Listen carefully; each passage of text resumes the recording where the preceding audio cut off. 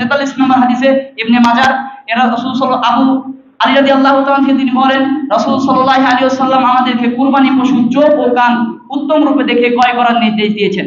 তাই আমরা যখন পশুকে কিনবো, অনেক সময় হাটে গরু বাঁধা থাকলে চোখ কিন্তু কানা হয়।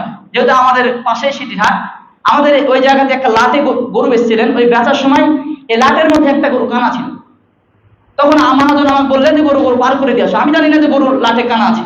তখন আমি দুটো করে পার করে দিয়ে আসার সময় শেষ বেলাতে মহাজন এই কানা গরু আর একটা ভালো গরু নিয়েছে, খালি উঁচুট খেয়ে পড়ে যাচ্ছে।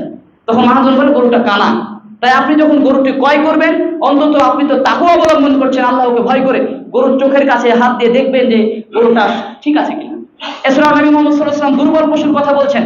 দুর্বল পশু যদি বাড়িতে অথবা বিটে বাঁধা রাখা হয় তো খুবই তরতাজা লাল টকটকে দেখতে হবে সুন্দর, কিন্তু যখন বিট থেকে বাড়ির গোয়াল থেকে নামাবেন তখন গরুটি ঝিমঝিমি মারবে, ঝিম মেরে থাকে। এছাড়া আপনি যখন কারো বাড়িতে গরু ক্রয় করবেন কুরবানির জন্য, তখন আপনি তাকে বলবেন ভাই আমি গরুটিকে দেখবো। তখন সে বলবে ভাই আপনি কি আমাকে বিশ্বাস করেন না? আপনার নিকট আত্মীয়, সে বলছে আপনি কি আমাকে বিশ্বাস করেন না? তখন আপনি হিকমতের সাথে বলবেন, যেন আপনার আত্মীয়তা ছিন্ন না হয়। বলেন ভাই যেহেতু আমি কুরবানি দেবো, পশুটিকে দেখতে চাচ্ছি, কেননা এমন কিছু পশু আছে যেগুলো গোহালে বেঁধে রাখা হলে গরুর পায়ের রগগুলো টান খেয়ে থাকে।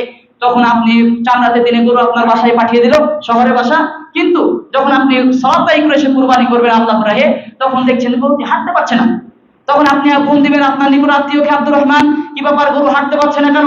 তখন সে মিথ্যা কথা বলবে আহা গরুটি তুলতে গিয়ে গরুটি পায়ে গাড়িতে লেগে গেছে, এই যে সে মিথ্যা কথা বলবে। এজন্য আপনি আত্মীয়তা যেন ছিন্ন না হয়, ভালোভাবে হিকমতের সাথে বুঝিয়ে আপনি গরুটিকে বের করে দেখবেন। নবী সাল্লাল্লাহু আলাইহি ওয়াসাল্লাম বলছেন 4 প্রকার পশু কুরবানি করা বৈধ নয়। তাই আমাদেরকে সর্ব অবস্থায় সব এই পশুগুলোকে ভালোভাবে ক্রয় করা, ভালোভাবে দেখে চোখ ও কান দেখে ক্রয় করার তৌফিক দান করুন। আমরা সকলে বলি আল্লাহুম্মা আমিন।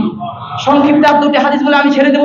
নবী সাল্লাল্লাহু আলাইহি ওয়াসাল্লাম বলছেন আল মুজামুল কাবীর 7515 নম্বর হাদিস, নবী সাল্লাল্লাহু আলাইহি ওয়াসাল্লাম বলছেন যদি কোনো ব্যক্তি একটি চড়ুই পাখি জবাই করার সময় নিজের ভিতরে আক্ষেপ আনে, দয়া আনে, মহব্বত আনে, নবী সাল্লাল্লাহু আলাইহি ওয়াসাল্লাম বলছেন কাল কিয়ামতের ময়দানে মান রাহিমাল্লাহু ইয়াউমাল কিয়ামা, আল্লাহ সুবহানাহু ওয়া তাআলা কাল কিয়ামতের ময়দানে তার উপরে অনুগ্রহ আনবেন।